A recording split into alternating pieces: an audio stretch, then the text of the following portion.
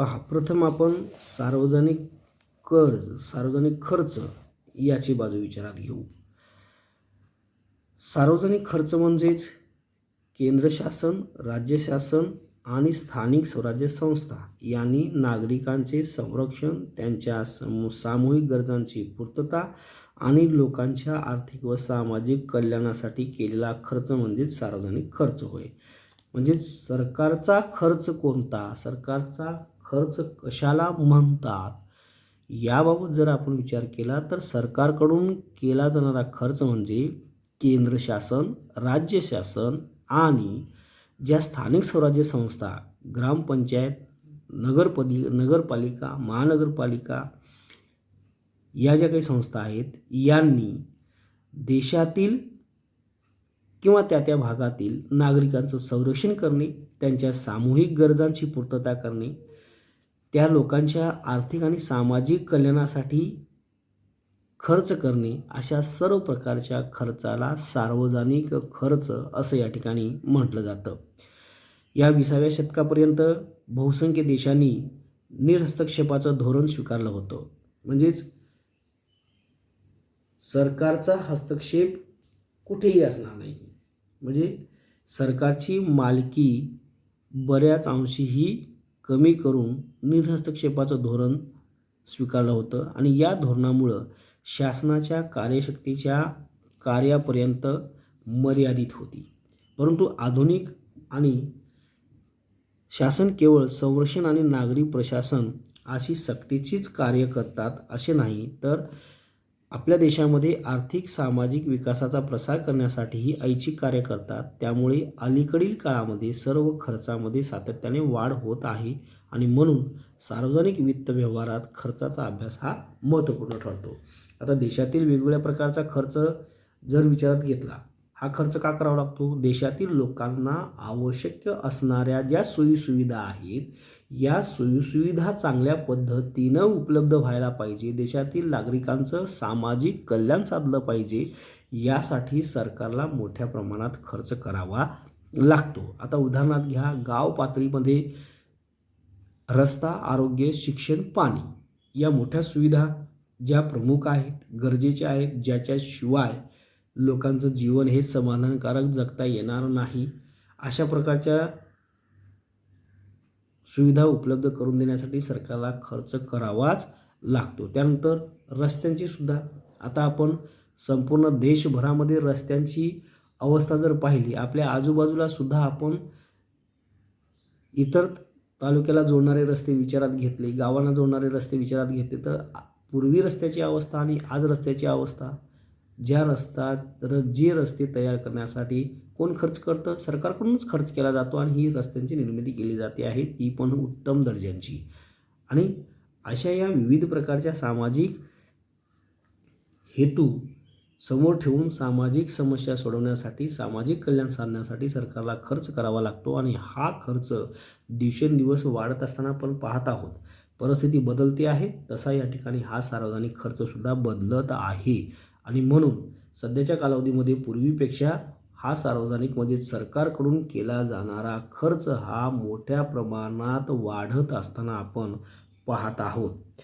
आता या सरकारच्या सार्वजनिक खर्चात वाढ होण्याची जर कल्पना जर विचारात घेतली, तर हा तक्ता आपण जर विचारात घेतला, स्वातंत्र्योत्तर काळातील सार्वजनिक खर्चाच्या प्रवृत्तीचा जर आढावा घेतला, तर 1991 पासून ते 2018-19 पर्यंत जर खर्चाचं प्रमाण विचारात घेतलं, 1991-92मध्ये केवळ 72,317 कोटी रुपये सरकार देशावर खर्च करायचं आणि आज म्हणजेच 2 वर्षापूर्वीचा जर विचार केला तर तेच प्रमाण किती आहे? 17,29,682 कोटी रुपये हे 2018-19चा खर्च आहे. म्हणजे जो हजारावर होता तो लाखावर पोहोचलेला आहे. एवढा अवाढव्य खर्च सरकार देशाच्या विविध विकासात्मक कार्यासाठी खर्च करत असते. आता हा खर्च वाढण्याची कारणं काय आहे? सरकारला हा खर्च जो करावा लागतोय, आणि या खर्चामध्ये जी ही वाढ होते आहे, या वाढीपाठीमागं कोणकोणती कारणं आहेत, या कारणाचा जर आपण आढावा घेतला तर शासनाच्या सार्वजनिक खर्चात वाढ होण्याची कारणं काय आहेत?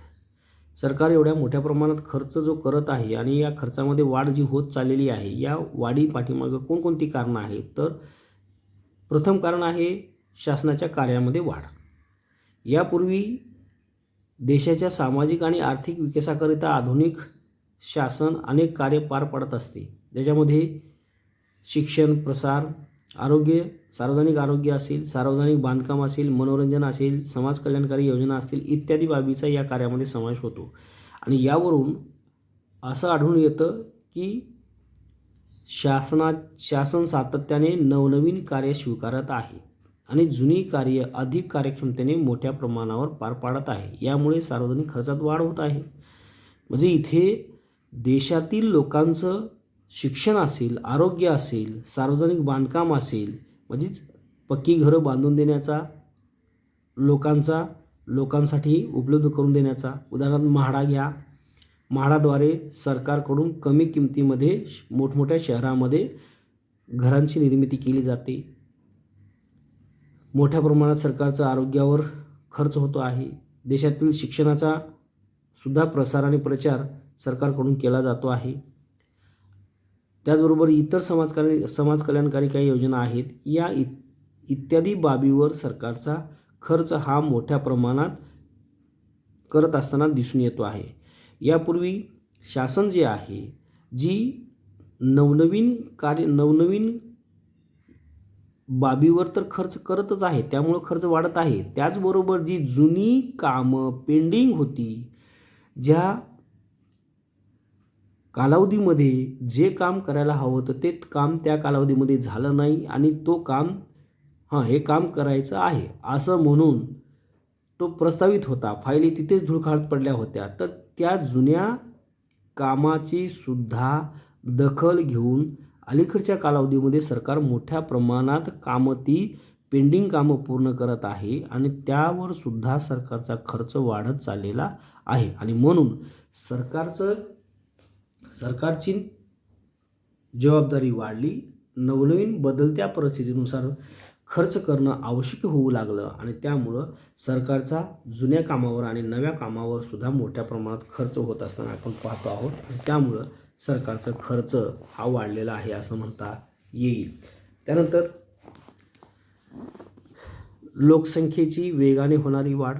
देशाची लोकसंख्या जर विचारात घेतली 2011च्या जनगणनेनुसार 121 कोटी होती. ती आज जवळजवळ 130 कोटीच्या पुढेही गेलेली आपण अंदाज बांधू शकतो. आणि वाढत्या लोकसंख्येनुसार लोकांची संख्या वाढली की लोकांना पाणी, रस्ते, वीज, आरोग्य, शिक्षण, अन्नधान्य या वेगवेगळ्या प्रकारच्या सुद्धा गरजा निर्माण होत असतात आणि या गरजांची पूर्तता करण्यासाठी सुद्धा सरकारला मोठ्या प्रमाणात खर्च करावे लागतात. आता कमवणारी हातं कमी झाली आणि खाणारी तोंडं जर जास्त झाली तर त्याला लागणारा खर्चसुद्धा जास्त होतो. तसंच देशाची लोकसंख्या 121 कोटीपेक्षा जास्त आहे. जसजशी लोकसंख्या वाढत आहे तसतशी लोकांच्या सोयीसुविधा सरकारला पुरवाव्या लागतात आणि त्यामुळं सरकारचा हा खर्चसुद्धा वेगाने वाढत असताना आपण पाहत आहोत. त्याचबरोबर वाढते शहरीकरण. जी शहरं छोटी होती त्याचं स्वरूप मोठं झालेलं आहे. सध्याची नागरिक स्थिती जर पाहिली तर वाढत्या शहरीकरणानुसार त्या लोकांना सार्वजनिक वाहतुकीची व्यवस्था उपलब्ध करून द्यावी लागते, रस्त्याची व्यवस्था उपलब्ध करून द्यावी लागते, पाणी पुरवठ्याची व्यवस्था उपलब्ध करून द्यावी लागते, वीज आहे, शाळा आहे, महाविद्यालय आहेत, दवाखाना आहे इत्यादी सर्व प्रकारच्या सोयीसुविधा जसं शहर मोठं होत जाईल वेगवेगळ्या भागामध्ये वेगवेगळ्या सुविधा त्यांना उपलब्ध करून द्याव्या लागतात आणि यासाठीचं सरकार खर्च करत असते आणि त्यामुळं सरकारचं खर्चाचं प्रमाण वाढतच चाललेलं आहे असं आपण म्हणू. आता साधं आपण पेनमध्ये राहतो तर पेनचा जो आकार आहे हा पूर्वी आणि आताचा जर पाहिला तर जमीन आसमानचा फरक आहे. एवढ्या मोठ्या प्रमाणात हा पेण शहर डेव्हलप झालेलं आहे, विकसित झालेलं आहे. वेगवेगळ्या भागामध्ये टोलेजंग इमारती उभ्या झालेल्या आहेत आणि या इमारतींना सगळ्या प्रकारच्या सुविधा त्या भागामध्ये बागायत आहे, त्यांना जिम आहे, त्यांना सार्वजनिक वाचनालय आहे, रस्ते आहे, पाणी आहे, आरोग्य आहे, शिक्षण आहे, या सगळ्या प्रकारच्या वीज आहे, या सगळ्या प्रकारच्या सुविधा सरकारला पुरवाव्या लागतात. जसं शहर मोठं होत जाईल तसं सुविधासुद्धा तशा प्रकारच्या वाढत जात असतात. त्याचबरोबर संरक्षण खर्चात सरकारला वाढ करावी लागते आहे. आधुनिक कालावधीमध्ये अस्थिर व असमंजस आंतरराष्ट्रीय संबंधामुळे युद्ध नसतानाही सरकार संरक्षणावर मोठ्या प्रमाणात खर्च वाढवत आहे.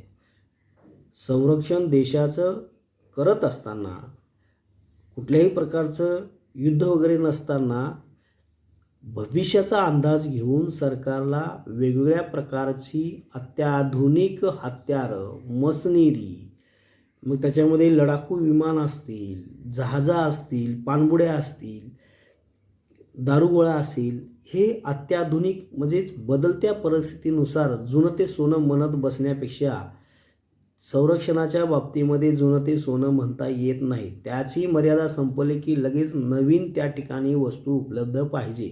जुन्याला दुरुस्ती करून जर त्याचा वापर करायचं म्हटलं तर आपला देश इतर राष्ट्र कोणीही काबीज करून जाऊ शकतं आणि म्हणून संरक्षण क्षेत्रामध्ये मर्यादा संपलेल्या, एक्सपायर झालेल्या कोणत्याही संरक्षण करणाऱ्या ज्या काही वस्तू आणि सेवा आहेत, मग दारुगोळा असेल, जहाज असेल, विमान असतील, त्यांना तिथं ठेवलं जात नाही. मग त्यांचं लगेच स्क्रॅप केलं जातं आणि नवीन विमानं, नवीन अत्याधुनिक संपूर्ण संरक्षण साहित्यांची खरेदी या ठिकाणी केली जाते आणि या नवीन अत्याधुनिक संरक्षण साहित्यांची खरेदी जवानांना वेगवेगळ्या प्रकारच्या अत्याधुनिक संरक्षणासाठीच्या सुविधा, मग त्यांचे कपडे असतील, बुटं असतील, बर्फामध्ये लागणारी साहित्य असतील, यावर मोठ्या प्रमाणात सरकार खर्च करतं, ज्यामुळं आज आपण सुरक्षित आहोत, सीमारेषा सुरक्षित आहे.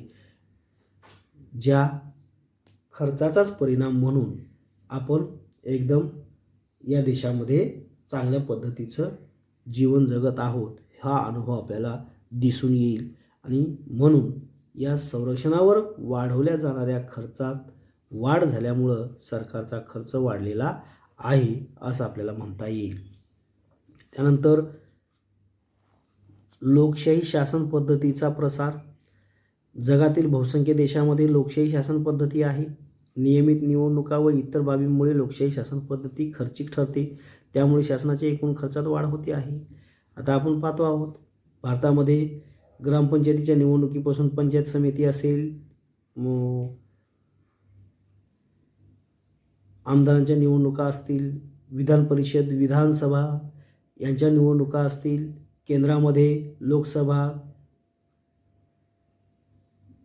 राज्यसभा यांच्या निवडणुका असतील, म्हणजे वेगवेगळ्या म्हणजे शहरातील सोसायट्या म्हणजे गाव पातळीवरील निवडणुकापासून ते केंद्रापर्यंतच्या सगळ्या निवडणुका ज्या आहेत सरकारकडूनच पार पाडल्या जातात. कारण भारतामध्ये लोकशाही पद्धत आहे, जी कोणत्याही प्रकारचा नेता निवडून देण्यासाठी लोकांमधूनच निवडून द्यावा लागतो आणि याच्यावर सर्व खर्च जे आहे हे सरकारच करते आणि त्यामुळं अशा वेळोवेळी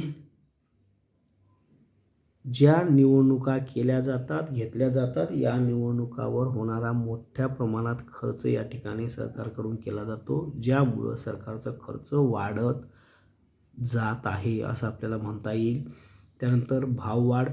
देशातील विविध वस्तू आणि सेवांच्या किमतीचा जर विचार केला, एखाद्या खाजगी व्यक्तीप्रमाणेच आर्थिक व सामाजिक विकासासाठी शासनाला बाजारातून वस्तू व सेवांची खरेदी करावी लागते आणि साधारणपणे किंमत वाढीची प्रवृत्ती या ठिकाणी दिसून येते, त्यामुळे शासनाला वाढीव खर्च करावा लागतो. आता सरकारकडून अनेक प्रकारच्या सोयीसुविधा सरकारला पुरवाव्या लागतात. देशातील लोकांचं आरोग्य असेल, शिक्षण असेल, रस्त्याच्या सुविधा असतील, बांधकाम असेल, पक्की घरं बांधून देण्याचं असेल, अशा ज्या सुविधा आहेत, यासाठी सरकारला ज्या ज्या वस्तू आणि सेवांची गरज भासते, सरकारकडून लोकांसाठी ज्या ज्या वस्तू व सेवा पुरवाव्या लागतात, तर त्या किमती वाढलेल्या असतानासुद्धा पुरवाव्या लागतातच. आता उदाहरणार्थ घ्या, शाळेमध्ये शिक्षण घेत असताना सरकारकडून दुपारचं जेवण खिचडीच्या माध्यमातून दिलं जातं. शाळांना पुस्तकांची उपलब्धता करून दिली जाते, यासाठी सरकारच खर्च करतं. मग अशा ऐन वेळेला पुस्तकाच्या किमती वाढल्या तरीही सरकारला त्या वाढलेल्या किमतीला पुस्तकांची खरेदी करून विद्यार्थ्यापर्यंत त्या पुस्तकाची उपलब्धता करून द्यावीच लागते. आता आरोग्याचा जर विचार केला, केवळ आपण 10 रुपयाची पावती फाडतो, संपूर्ण तपासणी करतो, त्यानंतर त्या दवाखान्यामध्ये जवळजवळ जिथे बाहेर 50-60 हजार रुपयाचं पर्यंतचं ऑपरेशन असेल ते ऑपरेशन फ्री होतं. स्त्रियांच्या सर्व समस्या मोफत असतात. औषध गोळ्या वगैरे सुद्धा आपल्याला मोफत मिळतात, कुठल्याही प्रकारचा पैसा द्यावा लागत नाही. मग हा जो मोफत मिळणाऱ्या ज्या वस्तू आहेत, मोफत दिली जाणारी जी आरोग्याची सेवा आहे, याच्यावर सरकारला आजच्या कालावधीमध्ये मोठ्या प्रमाणावर खर्च करावा लागत आहे. जे पिवळे रेशन कार्ड वगैरे आहेत, कोणत्याही दवाखान्यामध्ये त्यांना 5 लाखापर्यंतचं कसलंही गंभीर स्वरूपाचं जे ऑपरेशन वगैरे असेल, त्याला सरकारकडून पूर्णपणे ते 5 लाख सरकार भरतं आणि आपल्याला ती सेवा दिली जाते. अशा अनेक प्रकारच्या ज्या सेवा आहेत, मग हे सेवा देत असताना सरकारला त्या सेवा देण्यासाठी ज्या ज्या वस्तू लागतात, त्या सर्व वस्तू आणि सेवा कितीही महाग जरी असतील, तर लोकांसाठी त्या वस्तू आणि सेवा सरकारला खरेदी कराव्या लागतात. सरकार असं म्हणत नाही की या तुम्हाला ज्या काही सेवा आम्हाला द्यायच्या आहेत, जी वस्तू आम्हाला द्यायची आहे, मग ती वस्तू असेल किंवा सेवा असेल, ही आता महागलेली आहे आणि आम्ही ती देऊ शकत नाही तुम्हाला, असं सरकार म्हणू शकत नाही किंवा पळवाट काढू शकत नाही. सरकारला त्या किती महाग जरी झाल्या तरी सरकारला त्या लोकांना सेवा द्याव्याच लागतात.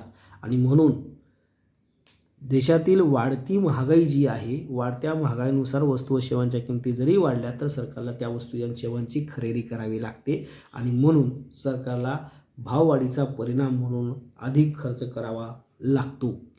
त्यानंतर औद्योगिक विकास. देशामध्ये औद्योगिक विकासामुळे अर्थव्यवस्थेमध्ये उत्पादनामध्ये वाढ झालेली आहे. रोजगारात वाढ करावयाची असेल, एकूण वृद्धी घडून आणावयाची असेल तर उत्पादनात वाढ करत असताना, देशातील रोजगारामध्ये वाढ करत असताना देशाची एकंदरीत वृद्धी जी आहे, संख्यात्मक जो बदल आपण 11वीमध्ये शिकला असाल, आर्थिक विकास आणि आर्थिक वृद्धी, तर देशाची संख्यात्मक म्हणजे उत्पन्नाची आकडेवारी जर ही वाढत असेल आणि वाढवायची असेल तर सरकारला देशामध्ये विविध उद्योगांची निर्मिती करावी लागेल. विविध वस्तू आणि सेवांची निर्मिती करणाऱ्या उद्योगांची स्थापना, कंपन्यांची स्थापना करावी लागेल, ज्या माध्यमातून उत्पादन वाढ होईल. उत्पादन वाढ होत असताना त्याचा परिणाम रोजगार वाढ निश्चितपणे होईल, कारण वेगवेगळ्या कंपन्या, उद्योगसंस्था स्थापन झाल्या की तिथे कामगारांची भरती गरज लागते आणि ती कामगारांची गरज पूर्ण करण्यासाठी उत्पादन वाढ होत असताना कामगारांची संख्यासुद्धा आपोआप वाढते, कारण विना कामगाराशिवाय कोणतीही कंपनी चालत नाही. म्हणजे लोकांना रोजगाराची उपलब्धता होईल आणि त्याचा परिणाम देशामध्ये आर्थिक वृद्धी होण्यास मदत होऊ शकते. आणि ही आर्थिक वृद्धी वाढविण्यासाठी सरकारला औद्योगिक विकासावर मोठ्या प्रमाणात खर्च करावा लागतो. देशामध्ये वेगवेगळ्या वस्तू आणि सेवांच्या निर्मिती करण्यासाठी सरकारकडून प्रोत्साहन दिलं जातं, प्रेरणा दिली जाते आणि वस्तू व सेवांच्या निर्मिती करणाऱ्या कंपन्या उभारण्यासाठी प्रयत्न केले जातात. आता उदाहरणार्थ JSWच्या कंपनीमध्ये पूर्वी केवळ स्टील बनायचं, आता तिथे पेंट बनतो आहे, सिमेंट बनतो आहे. म्हणजे वेगवेगळ्या नवीन वस्तू आणि सेवांची निर्मिती करण्यासाठी प्रोत्साहन दिलं जातं, त्यांना मदत केली जाते. त्या माध्यमातून तशा कामगारांची निर्मिती पण केली जाते. देशातल्या देशातच वस्तू आणि सेवांची उपलब्धता होत असते. जसं सरकारने लस शोधून काढण्यासाठी कोवॅक्सिन ही भारतीय बनावटीची आहे. कोवॅक्सिन तयार करण्यासाठी सरकारकडून पहिल्यांदा पैसा दिला गेला. कोवॅक्सिन या कंपनीला. मग त्या मदतीच्या आधारे जे संशोधक आहेत, जे तज्ज्ञ डॉक्टर आहेत, त्यांनी ती लस शोधून काढली. त्याच्यावर मोठ्या प्रमाणात जो लागणारा खर्च आहे, हा खर्च उपलब्ध करून दिला सरकारने, म्हणून देशातल्या देशातच ती कोवॅक्सिन निर्माण झाली. म्हणजे सांगण्याचं तात्पर्य जे आहे, या देशातील विविध प्रकारची वस्तूची निर्मिती करणाऱ्या ज्या कंपन्या आहेत, या कंपन्यांवर मोठ्या प्रमाणात खर्च करून त्यांचा विकास करण्यासाठीचा खर्च सरकारला मोठ्या प्रमाणात करावा लागतो. त्याचबरोबर त्याचा परिणाम एकूण खर्चामध्ये वाढ होते. त्याचबरोबर आपत्ती व्यवस्थापन असेल. आपत्ती व्यवस्थापन म्हणजेच ऐनवेळी निर्माण होणाऱ्या समस्या, ज्यामध्ये भूकंप असेल, पूर असेल, वादळ असेल, सामाजिक अशांतता असेल, अशा नैसर्गिक व मानवनिर्मित ऐनवेळी निर्माण होणाऱ्या समस्या किंवा आपत्ती ज्या आहेत, या वारंवार घडून जर येत असतील तर त्याच्यावर सरकारला मोठ्या प्रमाणात खर्च करावा लागतो आणि हा खर्च केल्याशिवाय पर्याय नसतो. कारण अशा या अचानक निर्माण झालेल्या ज्या समस्या आहेत, या समस्या फार भयानक असतात आणि त्यावर सरकार खर्चाचा विचार करत नाही. तिथे केवळ त्या परिस्थितीतून बाहेर कसं पडता येईल, लोकांचा जीव कसा वाचवता येईल, लोकांना कसं वाचवता येईल, यासाठीचा प्रयत्न करत असताना सरकार तिथे पैशाचा विचार करत नाही. वाटेल तेवढा खर्च करते आणि प्रत्येक लोकांचं जीव वाचवण्यासाठी प्रयत्न करते. कारण अशा प्रकारच्या या समस्या आहेत, ऐनवेळी निर्माण झालेलं न सांगता आलेलं भूकंप असेल, पूर परिस्थिती असेल, मोठ्या प्रमाणात वादळ असेल, त्याचबरोबर दंगली वगैरे असतील, तर अशातून बाहेर पडण्यासाठी सरकार विचार करत नाही.